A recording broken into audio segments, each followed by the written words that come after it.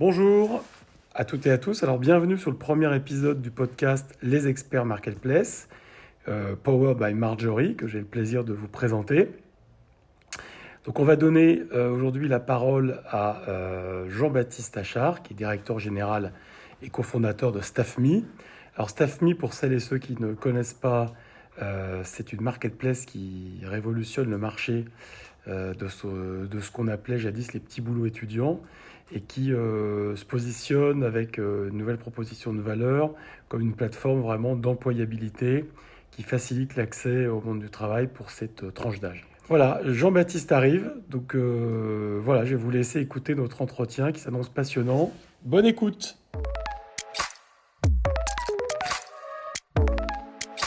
Alors bonjour Jean-Baptiste, CEO de StaffMe, fondateur de StaffMe, qui est une plateforme en fait de jobbing dont vous allez découvrir tout l'intérêt au cours de ce podcast. Voilà. Donc bonjour Jean-Baptiste. Bonjour Alexandre. Alors merci de te prêter donc à cet exercice de podcast qui est une première puisque tu inaugures la série des podcasts Les Experts Marketplace proposés par Marjorie. On est très content que tu nous réserves la primeur de ce podcast. Alors ce que je te propose, c'est qu'on déroule l'interview en fait en 4 temps. Tu nous redonneras des éléments de marché sur effectivement le marché auquel s'adresse StaffMe et des informations aussi sur effectivement la valeur que vous avez apportée sur ce marché. Après, on va se concentrer un peu plus sur ce que vous appelez vos staffeurs, hein, qui sont d'un point de vue marketplace en fait des vendeurs. Après, dans un troisième temps, on parlera plus des clients, donc qui sont les acheteurs, hein, si on se place dans des modèles marketplace de StaffMe. Et puis, on terminera sur, last but not least, un sujet important qui sont comment s'opèrent les transactions sur la plateforme et quels sont les enjeux des transactions. Voilà. Alors, ce que tu peux peut-être nous dire avant qu'on attaque la première partie de ce podcast, c'est nous rappeler un peu en 2 mots ce qu'est StaffMe. Parfait. Déjà, merci à Marjorie pour l'invitation. C'est un honneur de faire cette première. StaffMe, du coup, c'est une entreprise que j'ai cofondée avec mon associé Amaury Desverlanges il y a maintenant 4 ans, donc en avril 2016, et dont le principe est de mettre en relation des jeunes indépendants, majoritairement étudiants, avec des entreprises pour la réalisation de tout type de missions ponctuelles.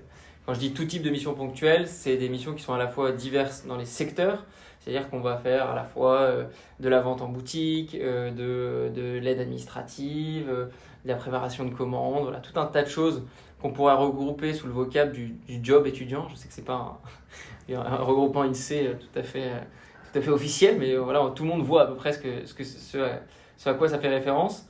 Et c'est sur des durées très diverses parce que c'est utilisé comme une solution d'appoint, un complément de revenu pour tous ces jeunes. Et donc on a des missions qui commencent à 2 heures, c'est à peu près le minimum qui peut être proposé sur la plateforme, jusqu'à 4 mois. Et ce qu'on constate, c'est que les staffeurs, donc ceux qui utilisent la plateforme pour travailler en tant que travailleurs indépendants, travaillent en moyenne une trentaine d'heures par mois, donc pour générer un revenu d'à peu près 500-600 euros. Et donc c'est, comme je vous disais, la majorité des étudiants, donc ça va être par exemple un étudiant qui a ses cours, qui va avoir souvent des aides type APL, ensuite un peu d'aide familiale et qui va compléter ses revenus par du travail via la plateforme. Et le gros avantage pour lui, c'est qu'il va avoir une diversité d'expériences. Là où traditionnellement il allait plutôt avoir un CDI, disons fast-food, où il allait travailler 15 heures par semaine dans un fast-food pendant 2 ans, et bien là il va pouvoir adapter son rythme, travailler peut-être 20 heures par semaine la semaine où il n'a pas de partiel, puis plus travailler du tout au moment de ses examens, et surtout il va avoir une diversité d'expériences parce qu'il va pouvoir prendre plein de types de missions différentes, du coup gagner en employabilité, ajouter des lignes à son CV. Et demain, quand il va rentrer sur le marché du travail pour trouver un emploi plus durable, à ce moment-là, il sera mieux armé parce que justement, il aura eu cette expérience précédente. Donc voilà, vraiment, si on devait résumer en un mot le projet de StaffMe depuis le début, c'est de créer un tremplin vers l'emploi pour les jeunes en France. Bah, très bien, donc ça, je pense que ça met bien en avant la valeur de votre marketplace, en fait, qui apporte de la flexibilité et puis aussi cette employabilité qui me semble intéressante. Est-ce que tu peux nous donner trois, quatre chiffres, en fait, pour nous positionner un peu en termes de volume, Bien la sûr. plateforme? Alors, comme je disais, StaffMe a été monté il y a 4 ans. Aujourd'hui, on a bien grandi, on est un peu plus de 50 salariés dans l'entreprise, donc pour faire tourner la plateforme, la développer avec des équipes techniques, la faire connaître auprès des clients, enfin, des entreprises, avec des commerciaux, mais aussi avec des équipes acquisition côté staffeur. Aujourd'hui, on a plus de 200 000 jeunes inscrits sur la plateforme. On a plus de 3700 entreprises qui ont fait appel à nos services depuis ses débuts en 2016. Alors moi, je suis assez impressionné par les chiffres, hein, surtout en 4 ans. Pour avoir créé des entreprises, je vois tous les efforts qui ont été parcourus. La question que j'ai envie de te poser, c'est que quand on regarde effectivement ce marché, il y a depuis très longtemps des annonces pour permettre à des étudiants d'aller trouver du boulot ou à des entreprises de leur en proposer. Voilà, ça a pris différentes formes. Donc qu'est-ce que vous avez apporté finalement à cette méthode un peu traditionnelle d'annonce de job étudiant? En fait, on est reparti d'un constat, c'est que les étudiants avaient besoin de travailler, mais ils avaient besoin de travailler de façon flexible et ils ne pouvaient pas travailler longtemps. Et on s'est dit, bah, comment ça se passe. Moi, j'étais étudiant à ce moment-là, quand on a monté StaffMe. Et comment ça se passait, enfin, comment ça se passe quand vous êtes étudiant en France et que vous voulez trouver un travail, bah, vous avez la bonne vieille méthode, c'est que vous allez dans le centre commercial du coin déposer votre CV, ou vous allez sur un job board candidater. Et en fait, toutes ces expériences, elles sont assez chronophages, difficiles, avec peu de chances de succès, et à la fin, peu de flexibilité dans la forme de travail.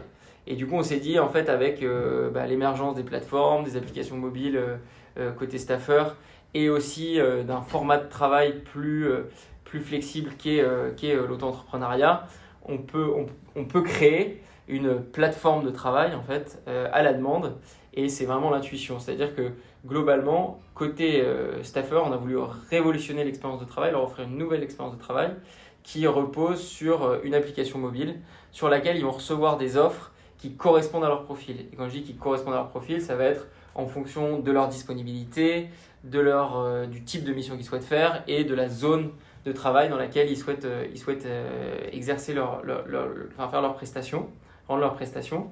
Et du coup, il y a une vraie immédiateté, c'est-à-dire que concrètement, vous avez dit que que vous vouliez travailler le jeudi après-midi seulement parce que je sais pas, vous avez d'autres choses la semaine, enfin les autres jours de la semaine que dans un domaine, la vente en boutique et à moins de 5 km de chez vous. À ce moment-là, vous allez recevoir sur votre application des offres.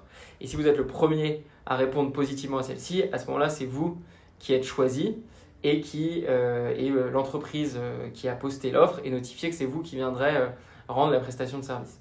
Et donc c'est très innovant parce que c'est plus vous qui allez au job, mais c'est le job qui vient à vous. Et en tant que prestataire de service, vous avez juste à dire OK, je veux le faire ou non, je veux pas le faire.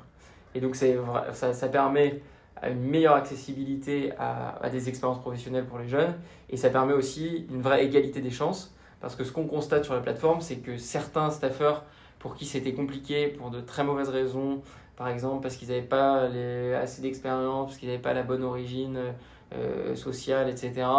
Et bien en fait, ils se retrouvent, grâce à cet algorithme neutre, à pouvoir réaliser des prestations de services, montrer leur valeur dans un cadre professionnel et du coup gagner en employabilité pour la suite. Donc c'est vraiment très très important cette notion de révolution de l'expérience du travail et aussi égalité des chances en vraiment donnant sa chance à tout un chacun, en tout cas à tous ceux qui souhaitent travailler.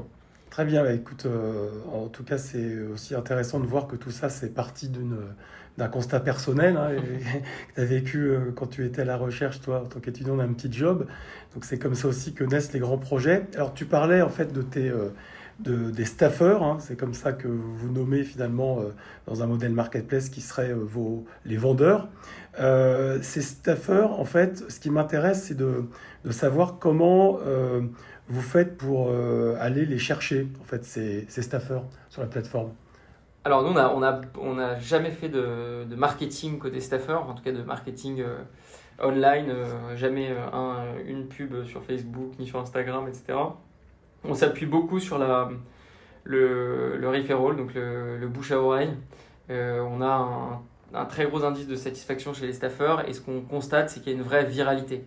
C'est-à-dire que c'est perçu par ces staffers comme un bon plan qui vont se refiler les uns aux autres. Et du coup, ce qu'on constate, c'est que quand on a un staffer qui a découvert la solution, qui s'est inscrit, qui a travaillé, il va en parler à 10 de ses copains en lui disant bah voilà, j'ai trouvé un super bon plan pour travailler facilement. Il y en a 5 qui vont s'inscrire, 3 qui vont travailler et ainsi de suite. Et ça va faire effet boule de neige. Et ce qui fait qu'on a vraiment dans le nombre d'inscrits une croissance complètement exponentielle. Donc ça, c'est vraiment le bouche à oreille qui permet ça. Et après, on a quelques actions, on a eu pas mal de presse depuis le début de la solution, quasiment le premier mois. Donc ça, évidemment, ça nous drive énormément de trafic côté staffer. Et enfin, après, on a structuré maintenant des équipes, une équipe qu'on appelle Campus, qui justement est dédiée à aller dans le monde étudiant pour parler de la solution et justement faire que plus un étudiant français ignore ce que c'est StaffMe et que voilà, il sache qu'il a un réflexe. Je suis étudiant, je cherche à travailler, je passe par StaffMe. D'accord, donc tu veux que StaffMe soit effectivement dans le top of mind des étudiants de tous les campus de France. Voilà, comme solution de travail ponctuelle. J'ai vu que vous aviez d'ailleurs, vous faites tourner un bus dans les villes françaises, donc exactement, et les campus, c'est très bien. Donc c'est intéressant aussi ce que tu disais, je trouve, parce que bon, l'un des enjeux des marketplaces, c'est d'aller effectivement recruter des vendeurs, hein, ou donc pour toi des staffers. Donc ce que tu disais, c'est que toi, ça marchait beaucoup sur la viralité. Je retiens aussi le côté mass média des passages télévisés dont tu as pu bénéficier, qui ont, je crois, il y a un dernier passage sur M6 où, consécutivement à ce passage, vous avez eu énormément d'inscrits sur la plateforme. Donc c'est intéressant parce que ça doit faire réfléchir à l'heure effectivement du marketing digital sur encore le pouvoir de la télévision et des médias traditionnels. Donc très, très intéressant. Concernant donc, la création de compte, parce qu'effectivement, l'onboarding et notamment la création de compte, ça peut toujours être un peu un pain point, une difficulté sur les marketplaces, surtout quand il y a des logiques de paiement derrière, puisqu'il y a des sujets légaux, donc type KYC, hein, Know Your Customer, pour les initiés. Donc comment vous traitez ça? Combien de temps il faut pour finalement se créer son compte sur la plateforme? Alors, c'est assez rapide de créer son compte sur la plateforme en tant que staffer. Encore une fois, tout se fait depuis son mobile. Nous, on a deux phases globalement dans l'inscription. On a une phase où le staffer va compléter des informations sur son profil. L'idée, c'est d'éviter d'avoir un CV. Parce qu'en fait, dans un CV, il n'y a pas de format précis. Donc, du coup, on ne va pas aller chercher forcément les informations les plus pertinentes pour qualifier le profil du staffer. Donc en fait, il a un chemin d'inscription où on va lui demander différentes informations, ses expériences passées, sa formation, la zone dans laquelle il souhaite travailler, les types de missions qu'il souhaite faire. Et après cette phase de récupération d'informations, il y a globalement un formulaire. Il y a une deuxième phase qui est une phase d'entretien qu'on a appelé l'entretien vidéo de bienvenue, qui se passe avec des membres de nos équipes, soit en différé.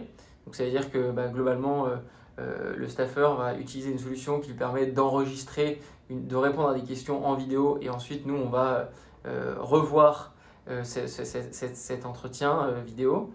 Et l'autre façon de le faire, c'est pour le coup un entretien plus live d'une 15aine de minutes. Et le but de cet entretien, c'est non pas comme un entretien de recrutement, on va évaluer, etc. C'est vraiment de donner un maximum d'informations au staffer pour lui dire voilà, comment marche la plateforme, qu'est-ce qu'il va trouver, qu'est-ce qu'il ne va pas y trouver, comment marche la facturation, etc. Pour vraiment lui expliquer comment ça fonctionne.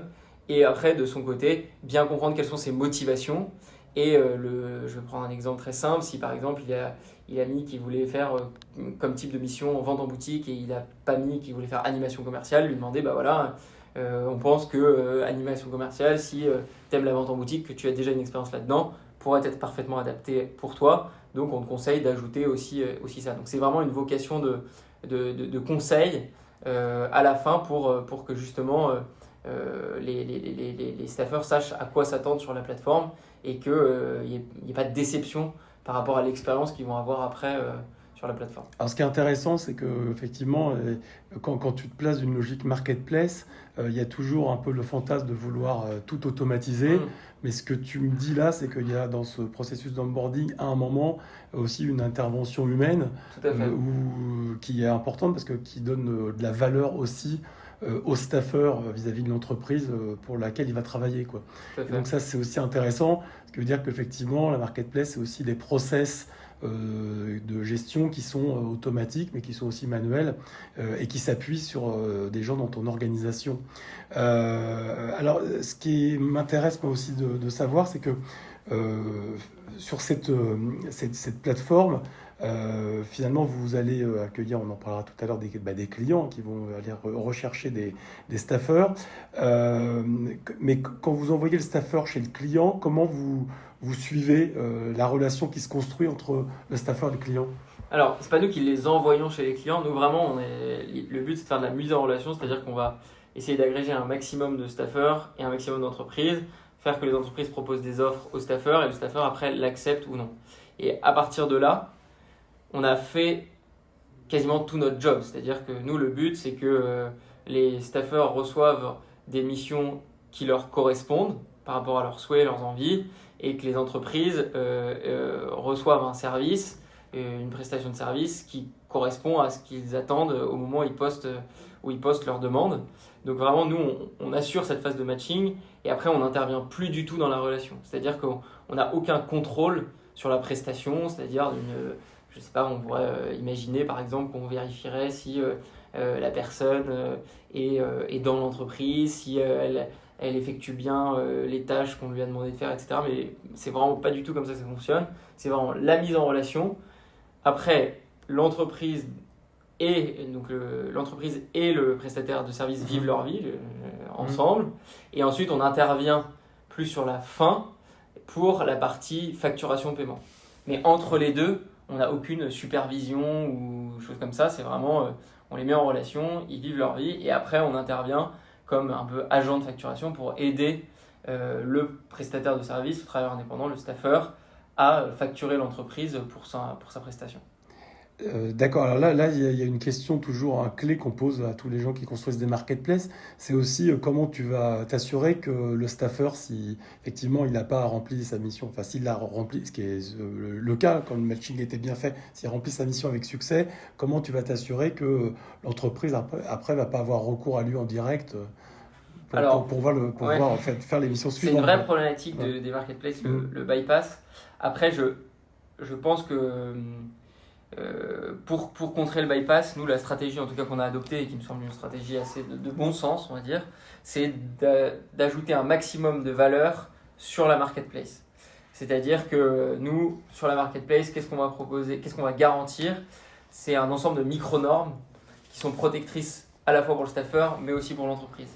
Je m'explique, par exemple, pour le staffeur, il y a un taux horaire minimal en dessous duquel l'entreprise ne peut pas poster de prestations.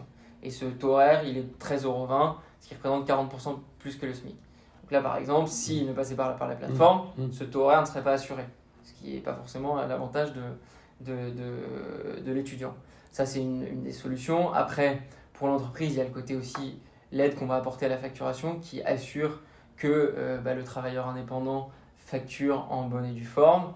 On a pour le travailleur indépendant la gestion des paiements. Et voilà, donc c'est nous qui nous occupons de toute la relance. Là, on a intégré, on en parlera sûrement, une solution d'affacturage pour leur permettre d'être payés plus rapidement par les entreprises. Donc voilà, on essaye d'ajouter un maximum de valeur au niveau de la marketplace pour que justement il y ait le moins de bypass possible. Et évidemment, je pense qu'il doit y avoir un petit peu de bypass, et je pense qu'il est assez limité, et notamment en comparaison de services pour les particuliers, parce qu'en plus, côté entreprise, il y a une sensibilité au prix qui est moins forte que pour un particulier. D'accord, donc c'est intéressant ce que tu dis sur les micro-normes et comment en fait finalement tu vas en insérant ces micro-normes là, comme finalement le plancher du salaire minimum, tu vas effectivement trouver des solutions, d'éviter effectivement qu'il y ait ce bypass. Je pense à une autre chose, une autre micro-norme. Par exemple, on a des assurances qui sont prises en charge par la plateforme, et notamment une de responsabilité civile. C'est-à-dire que si le staffeur, dans le cadre d'une des prestations qu'il a acceptées via la plateforme, va endommager quelque chose chez le client, eh bien, il va être couvert par cette assurance de responsabilité civile. Ce qui, du coup, est une vraie sécurité pour lui. Parce qu'imaginons, j'en sais rien, un staffeur qui fait de la vente en boutique, dans une boutique de luxe, et il renverse toute une étagère et tout se brise. Et ben, si le préjudice est évalué, j'en sais rien, à 1 million d'euros, bah, c'est compliqué pour lui. S'il est en direct en tant qu'auto-entrepreneur et qu'il ne s'est pas assuré en responsabilité civile professionnelle, il va payer un bon bout de temps. Là, il est couvert par AXA, avec qui on a un partenariat pour les missions qu'il effectue via la plateforme. Donc pareil, c'est une autre sécurité que va apporter la plateforme pour les deux parties utilisatrices que sont le staffeur, donc l'acheteur, et l'entreprise vendeur. Alors c'est effectivement dans les modèles marketplace, la marketplace elle doit jouer son rôle de tiers de confiance, donc là tu es effectivement complètement dedans. Après la question aussi, le sujet c'est de pouvoir offrir de nouveaux services. Tu parlais par exemple de ce service d'assurance responsabilité civile, mais j'imagine qu'après aussi ces services ils ont des coûts. Donc en fait dans ce modèle-là par exemple, qui paye ce service? Alors ça pour le coup, on le prend en charge nous plateforme sur l'assurance. On a donc l'assurance responsabilité civile, on a aussi une assurance accident du travail. Tout ça pour l'instant c'est des coûts qu'on a pris en charge et qu'on n'a pas souhaité répercuter sur le travailleur. Sur l'autre coût qu'on peut avoir, c'est au niveau de l'affacturage. Et là pour le coup on le répercute sur le client. L'idée étant vraiment de toujours prendre c'est pas une histoire de prendre parti, mais en tout cas de protéger un maximum le travailleur indépendant pour qu'il puisse faire ses missions dans un cadre sécurisé et responsable. Et tu disais que effectivement vous êtes dans un matching et ce matching mieux il est fait, plus tu as de chances que la mission se passe bien, etc. J'imagine qu'il y a de temps en temps, comme dans toute marketplace, que ce soit des services ou de produits, des litiges.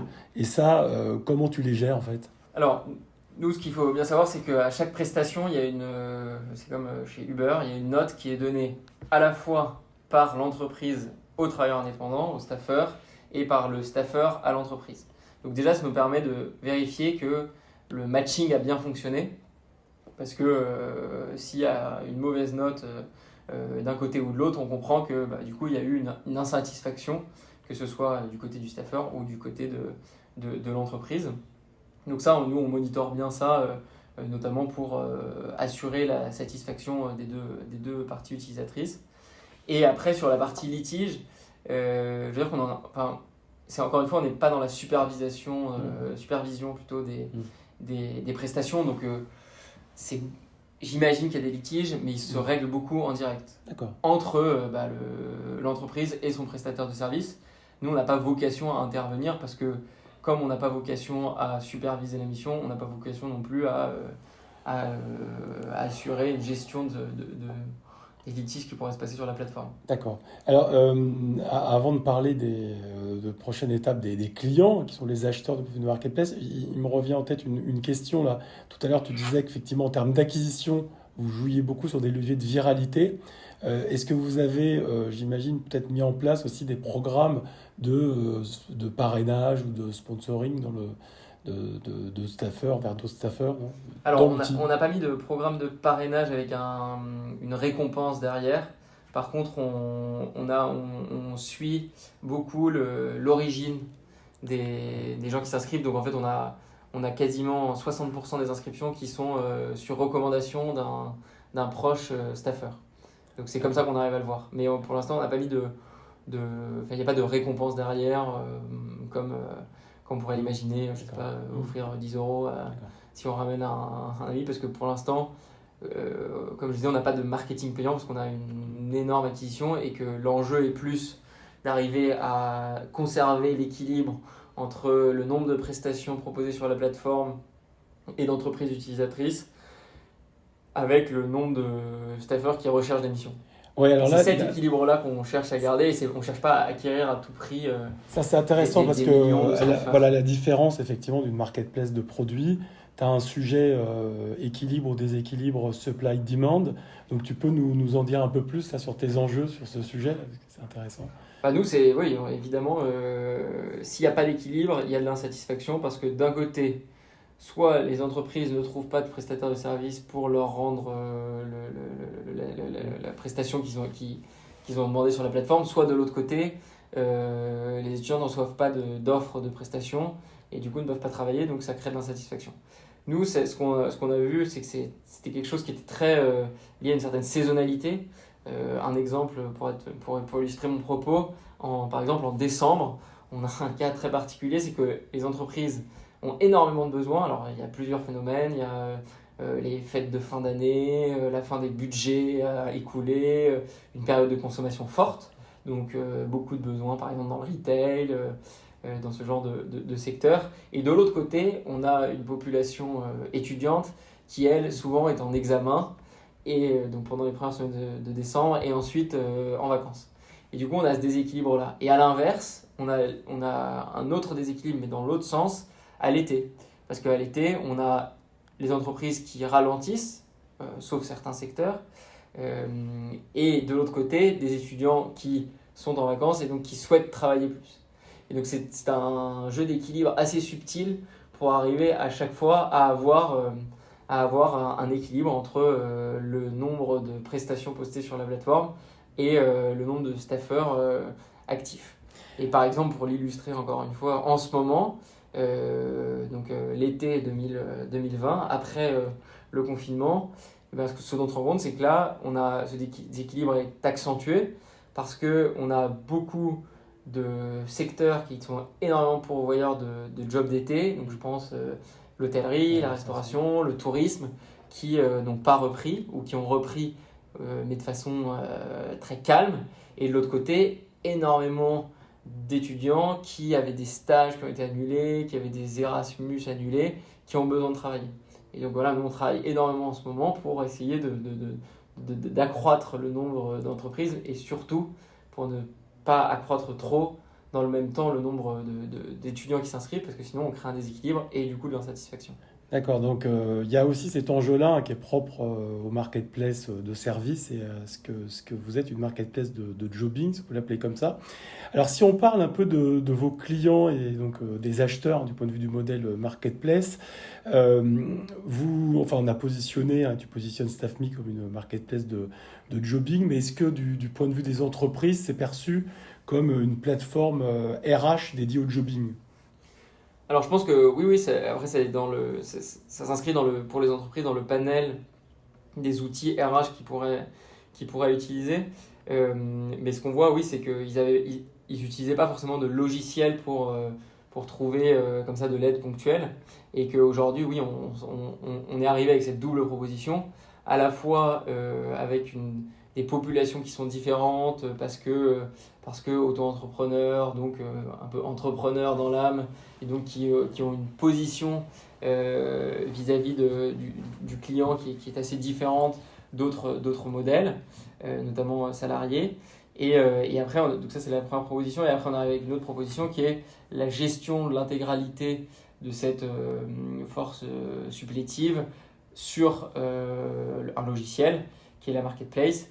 Et donc oui, avec ça on s'inscrit dans l'ensemble du panel des logiciels RH que peuvent utiliser les entreprises, et à terme l'idée c'est de mettre un maximum de valeur sur cet outil pour mieux piloter ses demandes, la facturation, et notamment quand on travaille avec des grands groupes, avec énormément de structures, de magasins, etc. Essayer qu'ils puissent avoir un pilotage précis via la marketplace de toutes leurs demandes partout en France. Donc c'est en fait un peu, on pourrait dire presque une logique de marque blanche, quoi, où finalement une entreprise, un client, pourra avoir aussi sa petite marketplace ou sa marketplace StaffMe pour gérer en fait ses ressources. Alors ça, on n'y est pas encore, c'est des Ouais. choses qu'on regarde, parce que c'est des modèles qui sont hyper intéressants sur la gestion de la ressource interne. On n'y est pas encore, mais oui, c'est évidemment la suite logique. C'est-à-dire qu'aujourd'hui, Staffme permet de faire appel à des ressources externes sur un modèle de demande de prestation et de réponse à une demande de prestation par des intervenants externes. Et la logique voudrait qu'on puisse, que ces prestations puissent aussi être adressées en interne et faire de la mobilité. Et donc c'est évidemment des choses auxquelles on réfléchit pour les années à venir. Alors, il y a une question aussi qui me vient en tête, c'est que, et je ne sais pas si vous y êtes confronté, mais ce qu'on voit souvent, c'est que vous avez différentes typologies, j'imagine, de clients, entreprises, de la PME aussi au grand groupe. Pour rentrer chez ces grands groupes, il faut passer généralement par les achats. Donc, comment vous faites? Parce que j'imagine que ce n'est pas le manager qui peut en direct, avec sa carte et qui passera sa note de frais, aller payer un staffeur. Comment vous traitez ce point? Alors, il y en a qui font comme ça, de façon isolée, mais souvent, oui, avec des grands groupes avec qui on travaille, et sur plusieurs sites. Là, du coup, on est au niveau des achats du groupe. Et ensuite, souvent, il y a une supervision à un niveau régional, puis ensuite à un niveau national des demandes. Et ensuite, tout remonte pour le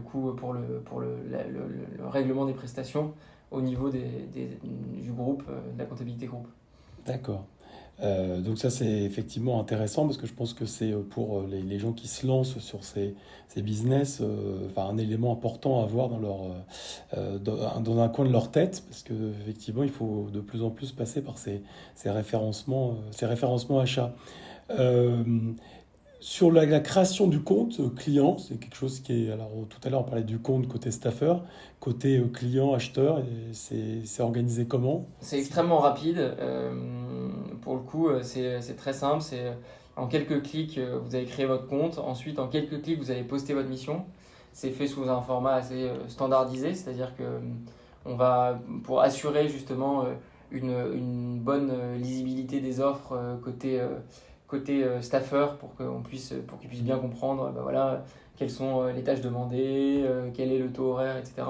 On marche sur des modèles de formulaires très précis et on accompagne au maximum le client dans sa recherche de prestations.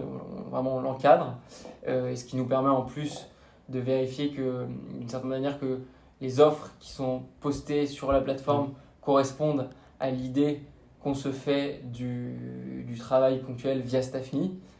Par exemple, on ne peut pas poster une mission depuis 4 mois, on ne peut pas aller en deçà d'un taux horaire, on ne peut poster des missions que qu'on peut faire qu'un certain type d'activité. Par exemple, on ne peut pas faire de BTP. Donc vous ne pouvez pas, sur la plateforme, poster une offre de BTP, vous êtes limité par des typologies de missions. Et donc c'est extrêmement simple, en 5 minutes, la personne a créé son compte, posté sa première mission. Elle ajoute un moyen de paiement ou elle paye par virement, ça dépend des accords qui sont négociés au moment de l'inscription. Et ensuite, quelques heures après, elle est notifiée de la personne qui viendra l'aider. D'accord, donc là vous allez effectivement lui donner un certain nombre un cadre. Il y a effectivement certaines durées qui ne peuvent pas être utilisées, mais est-ce que vous les accompagnez aussi pour rédiger finalement ces offres dans une optique de les aider à vraiment aller chercher le bon candidat, être attractif ou...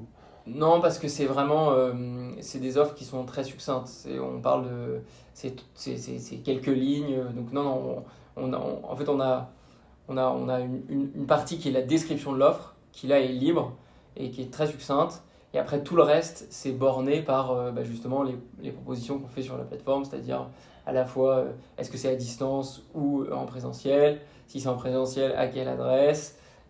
Si il faut avoir des accessoires, là on peut le préciser, donc ordinateur, chaussures de sécurité, j'en sais rien, enfin voilà, tout un tas de choses. Donc non, c'est assez borné, mis à part cette petite description, et pour lequel les clients font ça de façon assez succincte, sur 3-4 lignes, et arrivent à expliquer facilement la proposition de valeur, enfin en tout cas les tâches proposées, sans qu'on ait à les accompagner trop sur ce sujet. Tu n'utilises pas en fait, donc tu t'appuies sur un certain nombre d'attributs là, qui sont propres à l'annonce, une description, une durée, etc., une géographie, mais est-ce que tu t'appuies sur des éléments de catalogue dans la mesure où effectivement il y a peut-être aussi une recherche de compétences de la part de l'entreprise. Parce que l'entreprise, elle va rechercher bien sûr quelqu'un pour, je ne sais pas, faire un réassort un matin dans un rayon de grande distribution. Peut-être que ça l'intéresse d'aller chercher un candidat qui a déjà cette expertise. Donc ça, comment tu le traites? Alors, ça, nous, il est impossible pour l'entreprise de demander quelqu'un qui a déjà de l'expertise. Par contre, ce qu'on va faire, c'est que nous, les algorithmes de matching vont justement envoyer l'offre à des gens qui ont déjà de l'expertise sur un certain pourcentage, puis à d'autres qui en ont moins. Et tout ça pour essayer de à la fois proposer les offres à ceux qui ont déjà de l'expérience, tout en ne défavorisant pas ceux qui n'en ont pas. Parce que ça, c'est hyper important. La vocation de StaffMe, c'est aussi des jobs pour tous. Et donc, on est persuadé que tous ceux qui sont inscrits sur StaffMe peuvent travailler, peuvent faire au moins un type de mission. Et donc, l'idée n'est pas de favoriser, de devenir une plateforme avec que des experts. L'idée, c'est que ces tâches, les missions proposées soient accessibles au plus grand nombre. D'accord, donc ça c'est aussi intéressant parce que c'est l'idée que effectivement si je m'inscris, je deviens staffer, je ne vais pas rester 6 mois sans que rien me soit proposé, quoi. Je vais forcément être dans un endroit, dans un lieu où, toujours dans l'idée de l'employabilité. Sauf si vous avez indiqué que vous êtes complètement indisponible. Voilà, bien sûr, sauf à ce qu'on soit indisponible, ou que vous soyez dans une zone géographique. Dans une zone où il n'y a vraiment rien, mais encore vous aurez accès aux offres qui peuvent se faire à distance. D'accord. Donc ça, c'est intéressant. Alors, comment, justement, ces clients, ces acheteurs, donc, du point de vue modèle marketplace, StaffMe les fidélise? Alors, nous, on a des équipes commerciales, pour le coup, côté entreprise. Donc, ils vont à la fois nous occuper de toute la partie acquisition de comptes, qualification de ceux-ci, et après qui vont gérer toute la partie accompagnement, donc account management, et on se base sur des choses assez classiques en B2B. On utilise Salesforce qui va nous remonter des informations sur le nombre de prestations proposées par telle entreprise sur les 6 derniers mois. Si on voit une baisse, on les rappelle, on fait des points d'étape, on a des remontées aussi. Par exemple, si une prestation s'est mal passée, qu'il y a une mauvaise note, à ce moment-là, on essaie de comprendre pourquoi. Donc on essaye de les accompagner un maximum pour justement qu'ils soient les clients les plus fidèles et qu'ils postent un maximum de prestations à destination des staffers. Eh ben, écoute, c'est très intéressant sur cette partie client. On va terminer sur last but not least, la transaction, donc la manière dont effectivement sur cette plateforme, une fois que la mise en relation s'opère, comment la plateforme, c'est là aussi une des grosses valeurs qu'elle apporte, elle permet de gérer la partie émission de facture, paiement de la facture, règlement.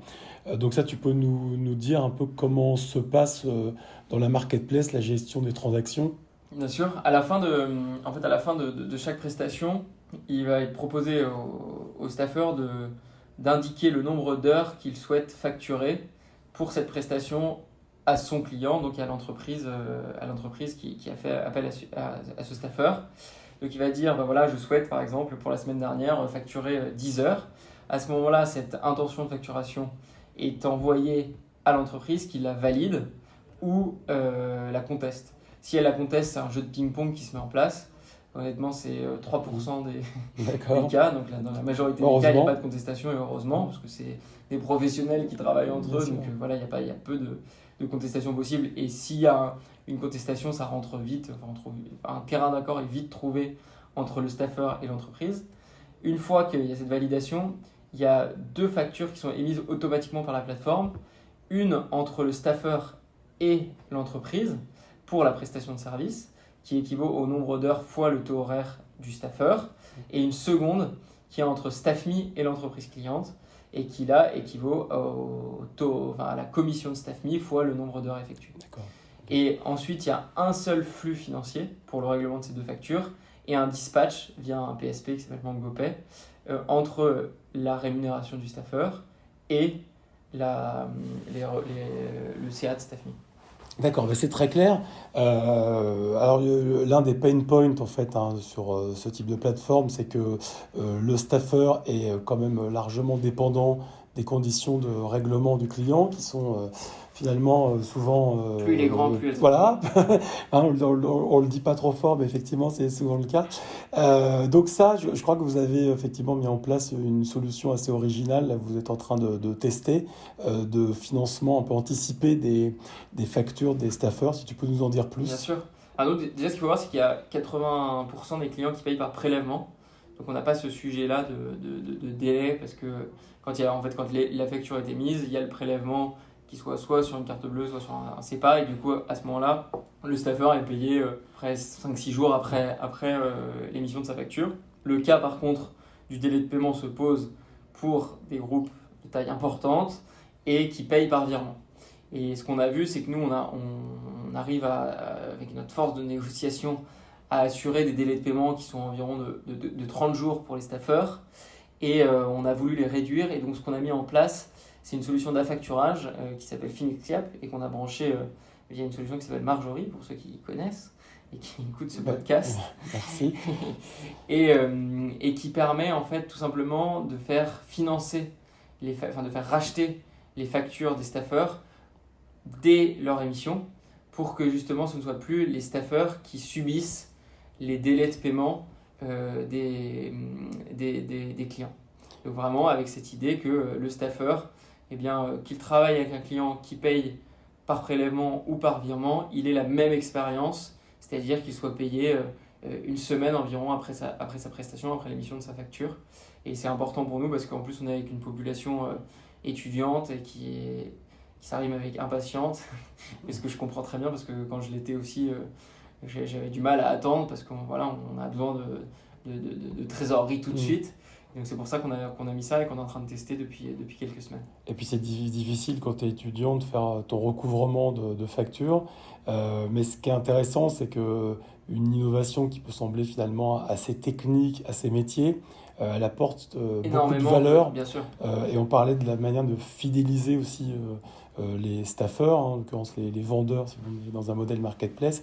Là, ça peut effectivement y contribuer. Donc c'est intéressant parce que c'est aussi...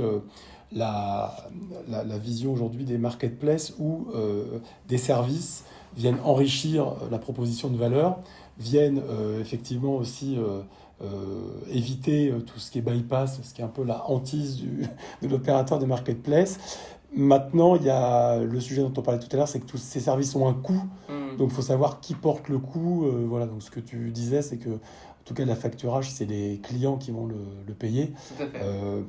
Et puis, l'assurance dont tu parlais tout à l'heure, c'est plutôt vous qui décidez de Exactement. prendre en charge.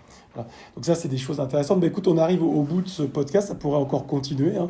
Voilà. Moi, en tout cas, je suis très content de ces échanges.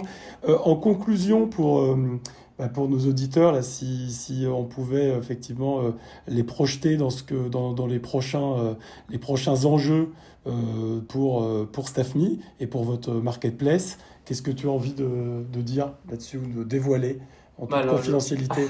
Bien sûr, comme on est entre nous.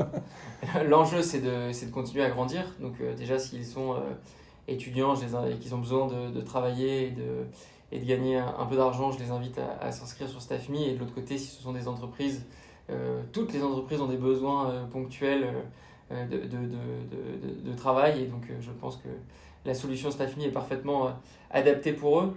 Après, pour conclure, je dirais que voilà, nous, notre ambition, elle est simple, c'est d'être ce tremplin vers l'emploi pour un maximum de jeunes. Et du coup, ça va passer par un déploiement encore plus important nationalement. On a déjà 40% plus que 40% de nos missions qui se déroulent en Île-de-France. C'était un de nos enjeux ces derniers mois d'arriver vraiment à avoir un maximum de missions sur tout le territoire français.